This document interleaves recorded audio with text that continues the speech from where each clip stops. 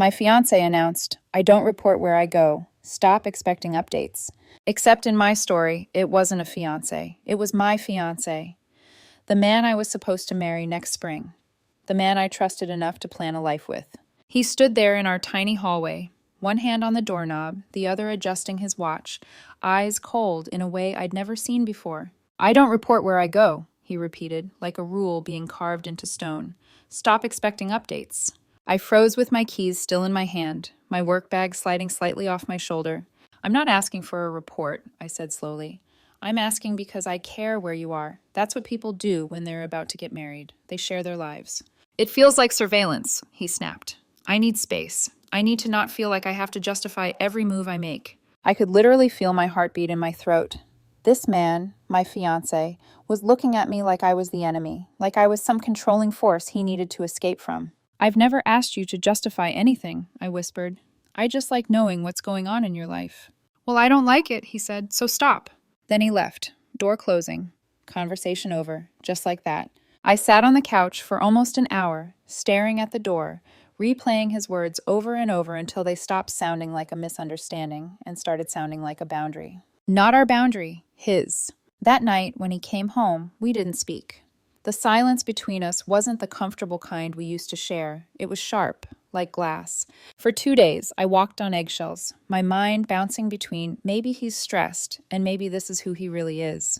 And then I made a decision. If he wanted independence, he would get it, completely. The next time he grabbed his jacket and headed for the door, I didn't ask where he was going. I didn't ask who he'd be with. I just smiled and said one word. Fair! I stopped expecting updates. I stopped giving them. I turned off my location, sharing the way he'd quietly turned off his. And weeks later, on a cold Friday night, when he finally couldn't reach me, when he called 17 times and got no answer, when he saw another woman drop me off in our parking lot, the silence that followed said everything. I didn't know it then, but that was the night our engagement would shatter, and the night I would finally see the difference between space and emotional distance. I'm 29 years old. And until 2 months ago, I truly believed my relationship was steady, maybe even unshakable.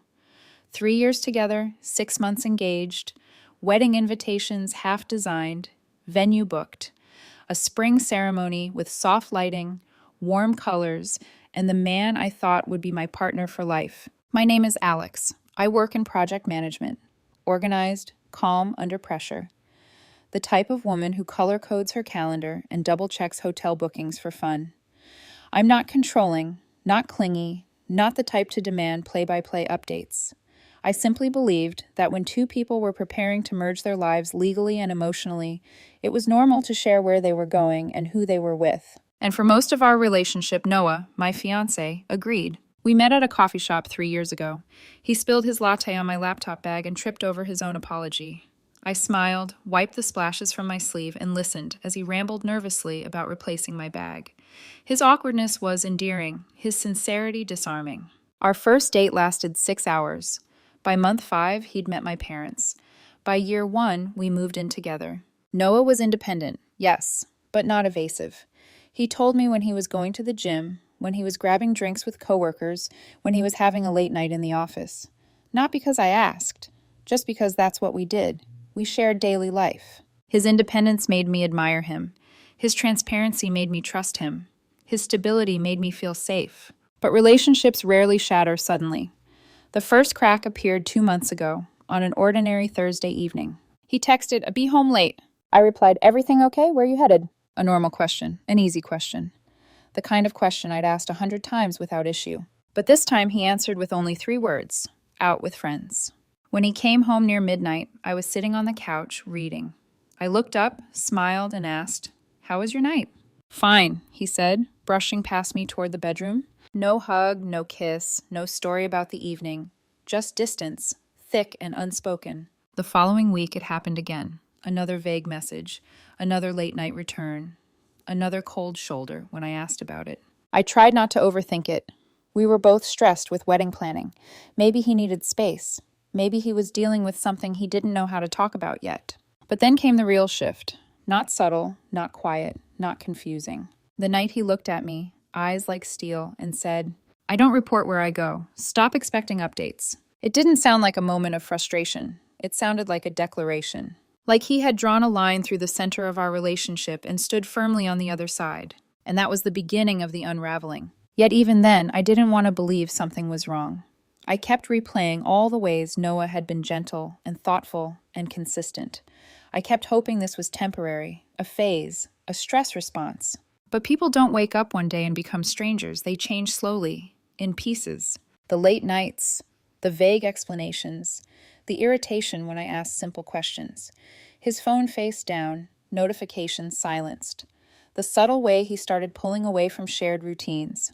They were all signs, but love makes you blind to the things you don't want to see. Looking back, I realized the truth. Our relationship didn't collapse because of that one cold sentence. It began collapsing the moment he stopped letting me into his life, and I pretended not to notice. The weeks after Noah's "I don't report where I go" declaration were like watching the temperature drop in a house without realizing the heater had broken. Nothing dramatic, nothing explosive, just a slow, creeping chill that settled into every corner of our relationship. At first, I tried to give him grace. People have bad days. People get overwhelmed. Wedding planning is stressful. But the shift didn't correct itself. It deepened. The late nights became routine. The vague responses became the norm. His tone, sharp, defensive, dismissive, became a new pattern. And the hardest part wasn't his secrecy. It was the way he looked at me whenever I asked even the gentlest question. Not annoyed, not confused, but suspicious. As if I were the one being unreasonable. As if wanting to know where my fiancé, the man I was about to marry, was spending half his evening somehow made me controlling. That was the beginning of the rot. The first sign, irritation at innocent questions. The Thursday night incident replayed in my mind more times than I wanted to admit. A simple, "Where are you going?" met with a sudden cutting edge, "Stop expecting updates." But the next week, when I casually asked, "Will you be home for dinner?" he stiffened, like I had accused him of something terrible. "Why? Do I need to check in every hour now?" I blinked, stunned. "No, Noah, I just wanted to know whether to cook for two." He grabbed his keys and left without replying. That night, I ate pasta alone at 10 p.m., staring at his untouched plate until the noodles dried stiff. The second sign, emotional withdrawal. We used to talk every night about work, dreams, random nonsense. Suddenly, Noah barely looked at me when we sat on the couch. He scrolled on his phone silently, screen angled away from me. Conversations became transactional. "How was work?" "Fine." "Want to watch something?" "Not really." "Everything okay?"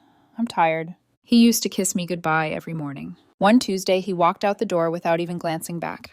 A small thing, maybe, but small things become seismic when they start replacing the gestures that once built your foundation. The third sign, his friends became vague too. Noah had a close circle of friends, people he normally told everything to. But the next time I ran into one of them at the grocery store and casually mentioned Noah being out late a lot lately, he froze for a second too long. "Oh, yeah, he's just busy." "Busy with what? Busy with whom? Busy why?" But I didn't know how to ask without sounding paranoid, and Noah had already made it clear that any question was a threat. The fourth sign, the atmosphere changed. It didn't feel like home anymore. It felt like a place where I was waiting. For answers. For reassurance. For the man I used to know. Nights became longer. Silence became heavier. And Noah's presence, once warm and grounding, now felt distant. Like he was living in the same apartment, but in a completely different emotional universe. The shift was so stark that even simple acts, like him putting on his jacket or lacing his shoes, made my heart tighten, not because I feared what he was doing, but because I feared what he was no longer doing, choosing us. And then came the night he drew the line in permanent ink. "I don't report where I go," he said, as if rehearsed. "Stop expecting updates." That sentence didn't just bruise me, it planted a seed. Not a seed of revenge, not anger, a seed of truth. If he wanted independence, I would give it to him. If he wanted boundaries, I would respect them. But if he wanted a relationship where only one person got transparency, safety, and emotional security, he wouldn't have that with me. Not anymore. And that seed, once planted, started to grow. Into distance, into self-preservation, into the beginning of the end. 3 weeks into this strange, icy version of our relationship, I made a decision that I didn't announce, didn't dramatize, didn't justify. I would stop expecting what he refused to give. Updates, explanations, basic respect. If he wanted independence, he would have it, fully, equally, and without negotiation. That Saturday, I left the apartment for the first time in weeks without telling Noah where I was going. I grabbed my bag, put on a casual jacket, and simply said, "Heading out." He paused mid-tie of his shoelaces, eyes flicking up at me. "Out where?" I smiled the same calm smile he'd given me so many times. "I don't report where I go." His face shifted, surprise, irritation, then something else he clearly didn't expect. A sting. He turned away without responding, and I walked out the door. For the first time in months, the cold air felt good, bracing, clarifying, liberating. That night, I went out with old college friends, one of whom happened to be a woman I'd known for nearly a decade. Completely platonic, married with 2 children, someone who'd been with me through breakups, job changes, and birthdays. I didn't mention her to Noah, not because I was hiding anything, but because we don't do that anymore, right? We spent hours catching up over dinner. We laughed until our stomachs hurt, talked about her kids, talked about my upcoming wedding. Well, the wedding I still believed might happen at that point. Around 9 p.m., my phone died. Just died. No dramatic choice, no passive-aggressive ignoring. I simply forgot to charge it. The bar had no open outlets, and I didn't worry. Why would I? He doesn't report where he goes, so I don't either. At 11 p.m., my friend offered to drive me home, and I accepted. Her car pulled into my apartment lot, headlights cutting across the cold November pavement. And there, illuminated like a statue carved from tension, stood Noah. Arms crossed, phone gripped tightly, jaw clenched. His silhouette screamed panic. My friend waved from her car window. "Tell your fiancé I said hi." I smiled and waved back. "Will do." As her car drove off, Noah marched toward me. "Your phone's dead," he said sharply. Not a question, an accusation. "Yeah," I said casually. "Forgot to charge it." "Who was that?" he demanded, pointing toward the fading taillights. "A friend from college." "A woman?" His voice wavered in a way he wasn't expecting it to. "Yes," I said. "A woman I've known for 10 years. She's married with 2 kids. His breathing quickened. "You've been out all night with another woman and you didn't tell me?" I let the silence stretch for a beat before answering. "I've been out with a group of friends," I corrected, "one of whom happens to be a woman. And no, I didn't tell you, because we don't do that anymore, remember?" "That's not the same," he snapped. "It's exactly the same," I replied, my voice steady. "For weeks, you've been going out, giving vague answers, refusing to share anything about your life. You set the rule. I'm following it." He opened his mouth, then froze, the realization crashing into him like cold water. "I was worried," he said suddenly, softer. "You didn't answer your phone." "And I understand that," I said, "because that's exactly how I've felt, every single time you walked out without telling me anything." He looked genuinely shocked, like the thought had never occurred to him. "I made a mistake," he whispered. I lifted a brow. "Which part?" He swallowed hard. "All of it." He stepped closer, voice shaking. "I thought I needed independence, space, control. But when I couldn't reach you tonight, I realized what I actually needed was to feel safe, and instead of talking to you, I shut you out." The parking lot was freezing, but his words ignited warmth and ache and anger all at once.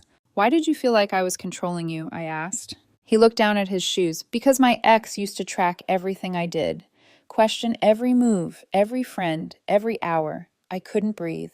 And when you started asking where I was going, even innocently, it triggered all of that. I panicked and overcorrected." "I'm not your ex," I said softly. He nodded, tears gathering. I know you're not. But I made you into him in my head. I projected everything onto you. And tonight, when you didn't come home, when I didn't know where you were." His voice broke. I finally understood how much I'd hurt you." We stood there in the November cold, the air thick with truth and regret. And that night, that moment, was the real beginning of everything that would come next. Because this wasn't just a miscommunication. This was trauma, projection, fear colliding with fear, wounds meeting wounds. And the engagement we had so carefully built? It wouldn't survive unless both of us were willing to confront our shadows. Together, and separately. Standing out there in the cold parking lot, listening to Noah say he had made a mistake, should have given me comfort. It should have felt like clarity, like relief, like a release of all the tension I'd been carrying for weeks. But it didn't. Something inside me remained stiff, guarded, like the part of me that trusted him was still holding its breath. We walked upstairs together, slowly, awkwardly, as if neither of us knew what the next hour would bring. The apartment felt foreign, like we had stepped into someone else's unfinished argument. Shoes abandoned by the door, a half-drunk cup of tea in the sink, the faint smell of his cologne still lingering in the hallway. Noah sat on the edge of the couch, elbows resting on his knees, fingers tangled nervously together. I stood a few feet away, arms crossed, heart pounding, just hard enough for me to feel it in my throat. "Can we talk?" he asked quietly. "We're already talking," I said, matching his tone but not his fragility. He nodded, swallowing. I freaked out tonight. When you didn't answer your phone, when I didn't know where you were, it hit me how much I've taken you for granted. I let silence be my answer. Silence forces clarity. "I shouldn't have snapped at you," he continued. "I shouldn't have said what I said. I shouldn't have shut you out." "You didn't just shut me out," I said softly. "You pushed me out." His shoulders sagged. "I know." I sank onto the couch across from him. No touching, no emotional cushioning, just two people staring at the distance between them. "For weeks," I said slowly, "I thought something was wrong with me. I thought you were losing interest, or hiding something, or regretting our engagement." "I wasn't hiding anything," he said quickly. "I swear." "Not intentionally," I corrected, "but avoidance is its own kind of secrecy." He looked down, shame washing over him. "You're right." I took a deep breath. "Noah, when you told me you don't report where you go, and that I needed to stop expecting updates, it didn't feel like independence. It felt like disrespect." His jaw tightened, not in anger, but in realization.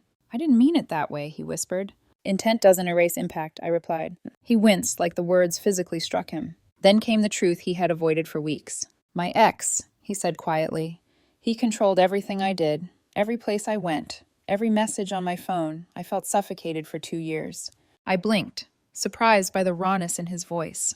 "When you started asking where I was going," he continued, "it triggered all of that fear, irrational or not. And instead of talking to you, I pushed you away."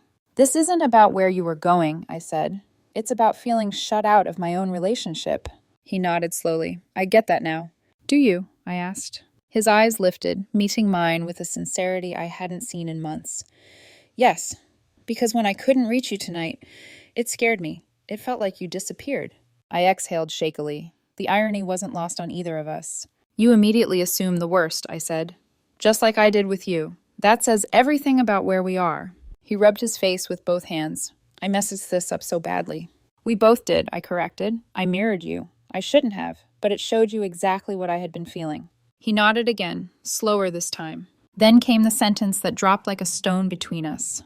"We can't get married like this." Noah froze. His breath hitched, his whole body stilled. The words had landed exactly the way they needed to. What are you saying?" he asked, voice barely above a whisper. "I'm saying we need to postpone the wedding," I replied steadily. "We have issues we haven't dealt with, patterns that will destroy us if we don't address them." Panic swept across his face, real panic, not anger, not defensiveness. "Alex, I can communicate," he said desperately. "I'm doing it now." "You're doing it because you're scared," I said. "But for weeks you shut me out. Something triggered you, and instead of explaining it, you punished me for asking." Tears pooled in his eyes, but he didn't look away. "I want to fix this," he whispered. "I want us. I don't want to lose you." "Then we go to counseling," I said. "Together and separately. We learn to communicate without triggering each other, without shutting down, without projecting." He inhaled shakily. "Okay, yes, whatever it takes." We talked until 3 a.m. Not surface level, "I am sorry" talk. Real talk. The kind you can only have when your future is dangling over a cliff. He told me about his ex, about the fear of repeating that trauma, about losing himself in the panic of being controlled again. I told him how his coldness felt like emotional abandonment, how I mirrored him because I didn't know what else to do, how I stopped asking out of self-protection, not spite. By the time we finally fell asleep, side by side but not touching, we weren't healed, but we were honest. And honesty, I realized, is the first real step toward rebuilding anything worth saving. The morning after our 3 a.m. conversation, the apartment felt strangely quiet. Too quiet. Not peaceful, not calm, just suspended, like the air itself was holding its breath to see what happened next. We had agreed to postpone the wedding. We had agreed to counseling. We had acknowledged every wound that had been festering beneath the surface. But agreements don't erase damage, and the next few weeks brought more pressure than either of us expected.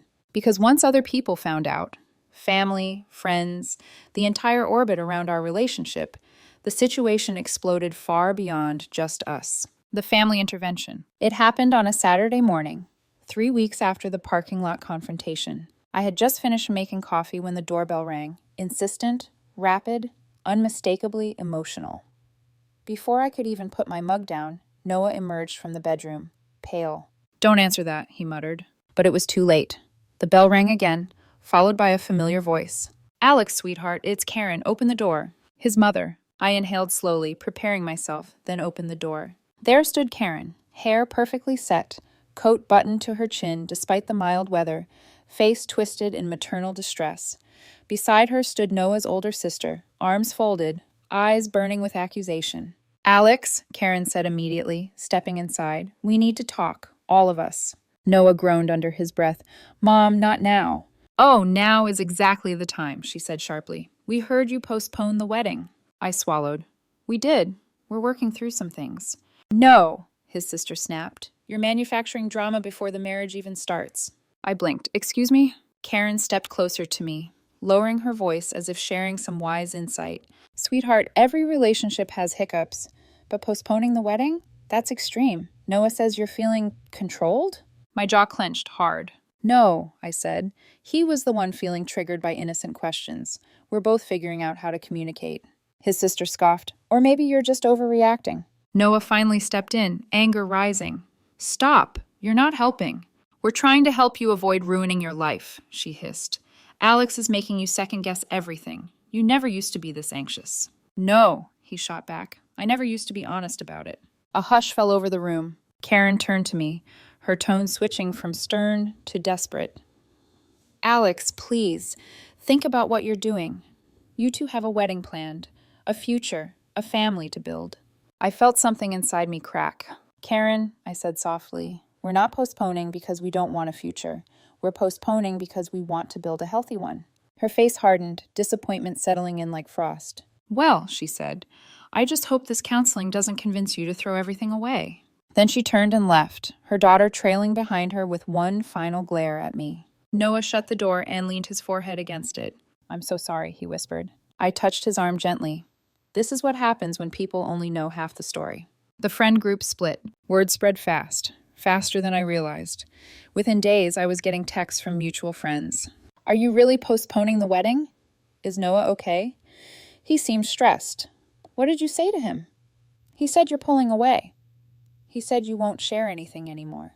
I read each message with rising frustration. Noah wasn't deliberately painting me as the villain, but trauma speaks louder than intention, and people only hear the side of the story that's easiest to digest. I didn't correct them. I didn't defend myself. I didn't broadcast my private pain to win sympathy. But silence has a cost, and rumors always rush to fill silence. Soon I became the distant one, the cold one, the overthinker, the runaway bride. One friend even said, "Alex, just let Noah be independent. Guys need space." I almost laughed. Space? Independence? This wasn't about space, it was about transparency, respect, partnership. But explaining that felt impossible to people who equated emotional boundaries with control. So I did what I always do when the world becomes too loud. I turned inward. The hard truth. Counseling began the following week. The first session alone felt like ripping my chest open while staying perfectly composed.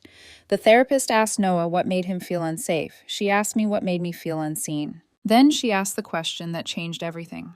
"When Alex mirrored your behavior, no updates, vague answers, what did you feel?" He hesitated, then said quietly, "I felt abandoned." I looked at him, stunned. The therapist nodded. And yet, that was exactly what Alex had been feeling for weeks before the parking lot incident. You both experienced the same fear, just at different times. He blinked, tears forming. "She's right," he whispered. I made her feel exactly what I was terrified of feeling.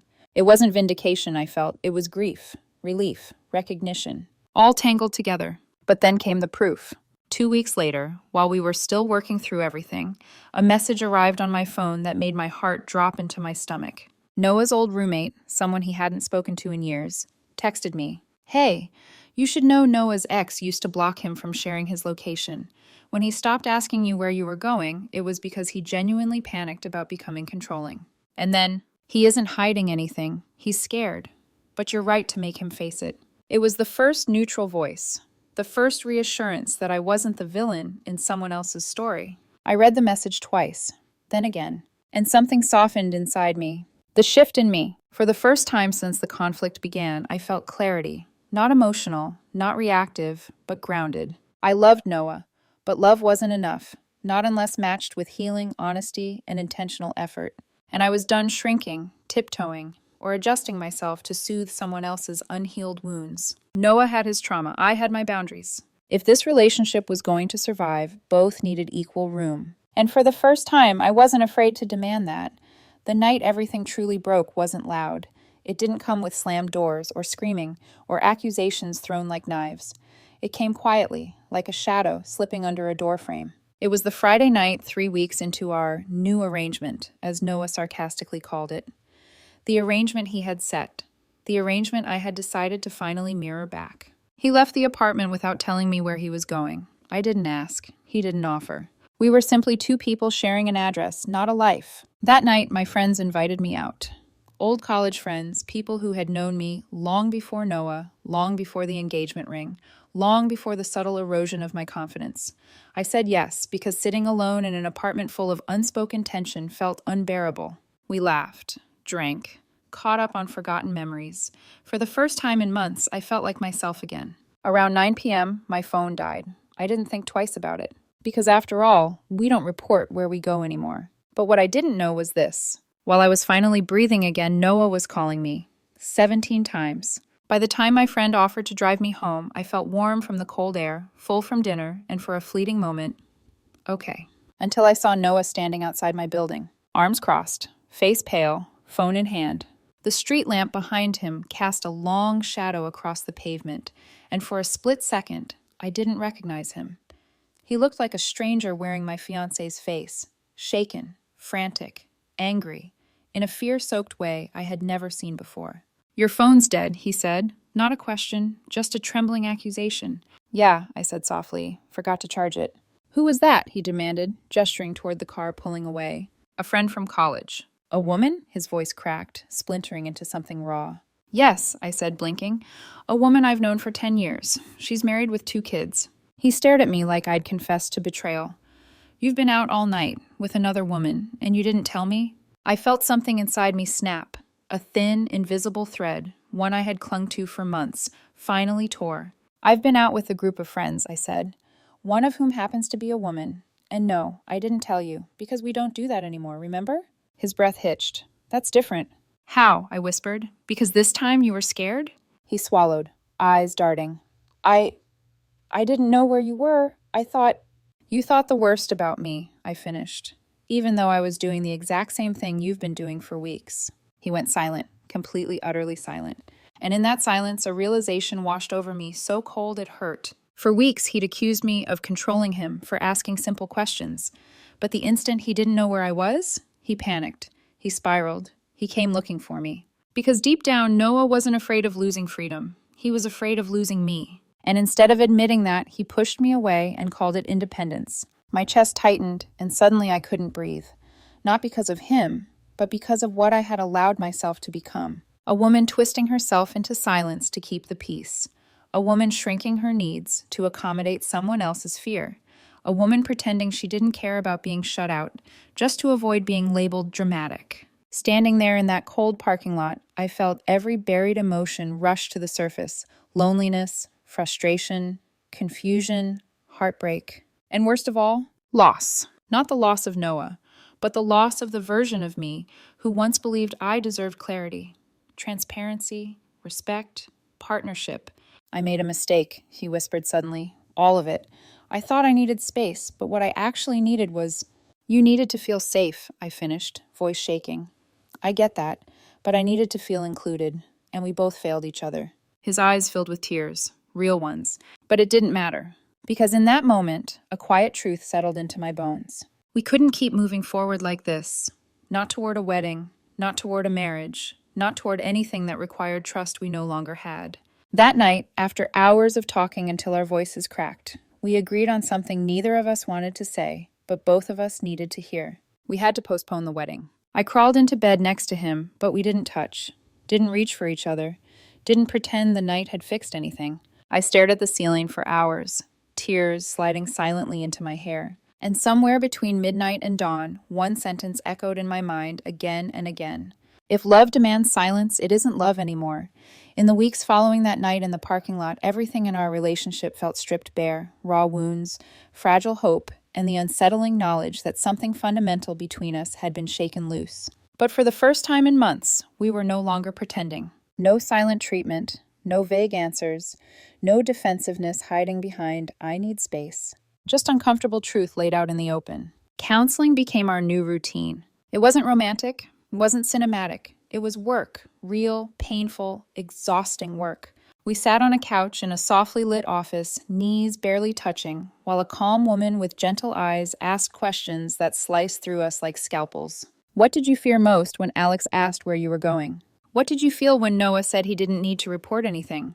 What did you lose when you stopped asking each other questions? One session stands out, the turning point. The therapist asked us to say our biggest unfiltered fear in the relationship. Noah went first, his voice trembled. "I'm afraid she'll leave the moment she feels trapped." I stared at him, surprised, because the fear behind that sentence was so much older than me. It belonged to someone else, someone who broke him long before I showed up. Then it was my turn. "I'm afraid he'll build walls instead of trust, that I'll spend my marriage walking on eggshells, that I'll ask a harmless question and trigger a storm I didn't create." The room went still. The therapist nodded, then asked, "And what evidence do either of you have that these fears are actually happening with each other?" Silence. Long, heavy silence. Noah wiped his face. "Alex has never tried to control me, ever." "And Noah," the therapist said gently, "has Alex ever left you when things got hard?" He shook his head. That silence broke something open in both of us. Not in a destructive way, but like a crack finally letting light in. Because the truth was simple. We hadn't been fighting each other. We'd been fighting ghosts. His ex-control, my fear of abandonment, old wounds disguised as new conflicts. But the past had no right to define our future unless we let it. That session became the pivot, the beginning of the rebuild. The moment he saw it clearly. One evening, maybe 2 months into counseling, Noah found me in the kitchen washing dishes. He leaned against the doorway silently for a long time before finally speaking. "You know," he said quietly, "when you mirrored my behavior, it hurt. Deeply. I didn't know where you were, who you were with, whether you were safe." I nodded, bracing myself. "But," he continued, stepping closer, "that's when I finally understood what I'd been doing to you." My hands froze in the suds. "You weren't punishing me," he said. "You were showing me what my silence felt like." "I wasn't trying to hurt you," I whispered. "I know." He exhaled slowly, but I needed to feel it. I wouldn't have listened otherwise. He took the dish towel from my hands. His touch didn't ask for forgiveness. It offered ownership. That was new, unexpected, overdue. Then he said the sentence that shifted everything. "I want to be the partner you thought you were marrying, not the man who shut you out because of someone else's mistakes." My throat tightened. Because for the first time, he wasn't defending himself. He wasn't explaining himself. He wasn't crying or panicking or apologizing just to make the discomfort stop. He was accountable, present, awake. And then came the realization that saved us. It wasn't a dramatic moment. Not fireworks, not a fight, not a passionate reconciliation. It was a quiet Tuesday evening during a couples session when the therapist said, "Trust is not built through perfect behavior. It's built through consistent, transparent behavior." Noah nodded slowly. "I want that. I want to rebuild that." And I said for the first time without hesitation, "So do I." That was the turning point. Not because we magically fixed everything. Not because the pain vanished. Not because we suddenly became perfect. But because we finally understood. We were not broken people trying to fix each other. We were wounded people learning to heal, together and separately. Communication became intentional. Questions became invitations, not accusations. Updates became shared moments, not obligations. Boundaries became bridges, not walls. And slowly, beautifully, I began to feel safe again. Not because Noah changed overnight, but because we both chose to keep showing up with honesty instead of fear. That choice became our new foundation. Fallout doesn't always happen fast. Sometimes it unfolds slowly, like cracks revealing themselves after an earthquake. And sometimes it arrives all at once, in the form of people demanding explanations for choices that were never theirs to judge. For us, it was a mix of both. 3 weeks after we postponed the wedding, the pressure around us exploded. 1. The family showdown. The morning Noah's mother showed up unannounced, dragging his older sister with her, felt like stepping into a courtroom I wasn't prepared to defend myself in. Karen walked into our apartment as if she owned it. Alex, we need to talk, she announced, bypassing me to stand directly in front of her son. Noah, she said, her voice trembling between anger and fear. What is this nonsense about postponing the wedding? Before he could answer, his sister chimed in. We heard you two are barely speaking. What did Alex do? My stomach dropped. Of course, they'd assume I was the problem. I didn't do anything, Noah said quietly. Karen turned to him sharply. Then why postpone? She's having doubts now? After everything we've planned? I clenched my jaw. This isn't about doubts. We just need time to work on communication. His sister scoffed. Communication? You two have been together for 3 years. What suddenly needs fixing now? I inhaled slowly. Because problems don't disappear just because you're planning a wedding. Karen shook her head. Or maybe some people create problems when there aren't any. Noah finally snapped. Enough, he said sharply. Stop attacking Alex. The room fell silent. He continued, voice tight. She didn't cause this. I did. Karen blinked, stunned. What are you talking about? You and Alex were perfect. No, he said bitterly. We looked perfect, but I wasn't communicating. I was shutting her out. I was projecting old trauma onto her. His sister frowned. Because she asked where you were going? He met her eyes. Yes, because my ex used to control me, and I reacted without thinking.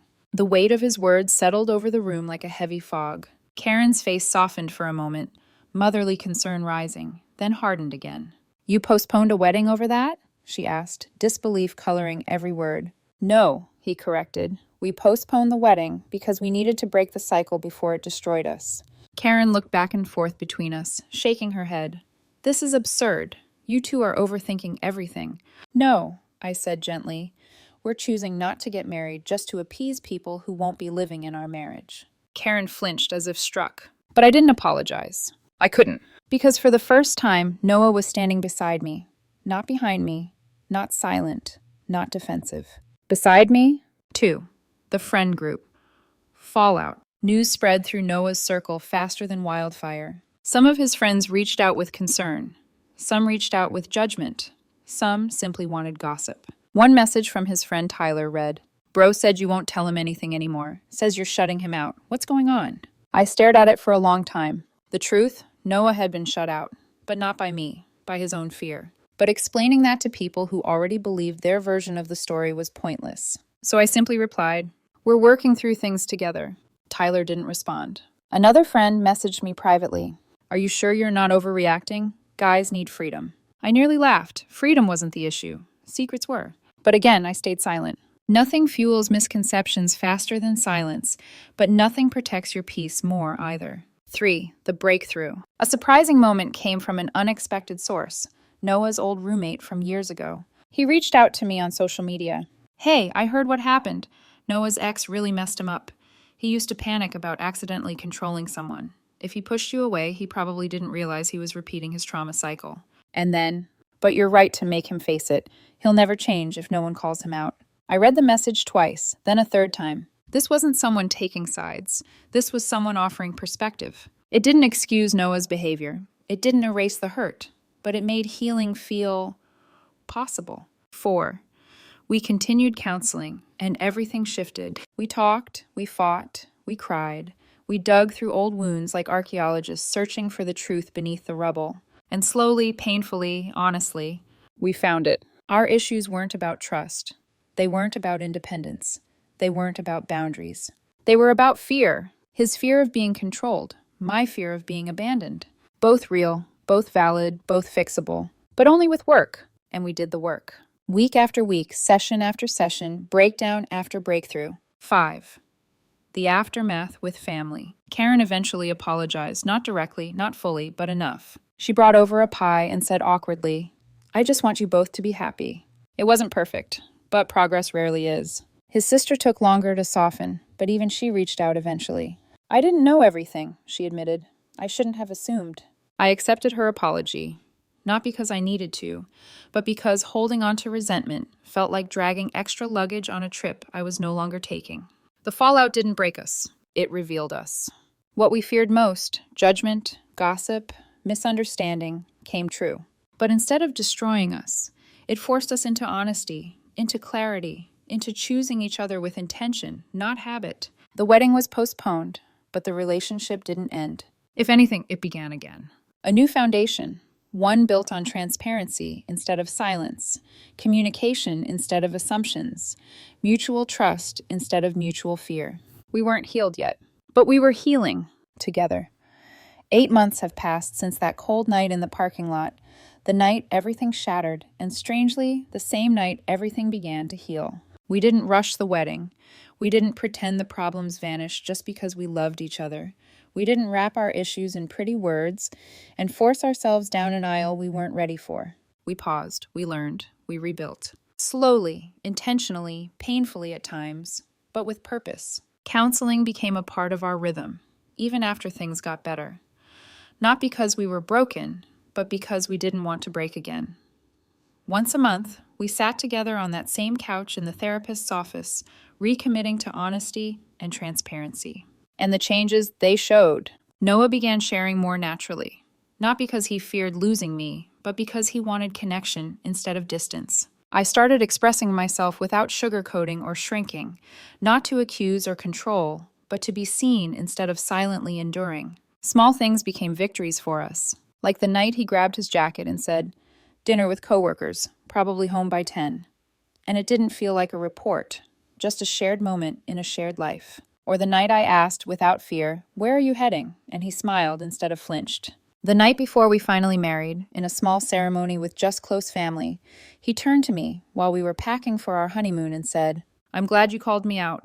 If you hadn't, we would have drifted until there was nothing left to save." I looked at him and replied, "We saved us, both of us, because we both chose to show up."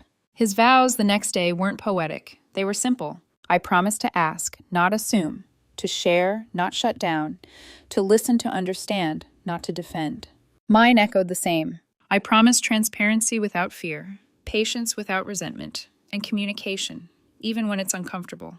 8 months later, we still keep those promises. We still talk, we still listen, we still choose each other. And if there's one lesson I want anyone watching this to take with them, it's this. Independence shouldn't feel like isolation. Transparency shouldn't feel like control. And love should never require silence to survive. If your partner mirrors your behavior and it breaks you, then maybe it was breaking them first. If the person you love triggers old wounds, heal them. If you trigger theirs, learn to do better. A healthy relationship isn't two perfect people. It's two imperfect people willing to communicate, grow, and fight for something real. Sometimes the hardest conversations are the ones that save you, and sometimes the person you almost lose becomes the partner you finally learn how to love properly.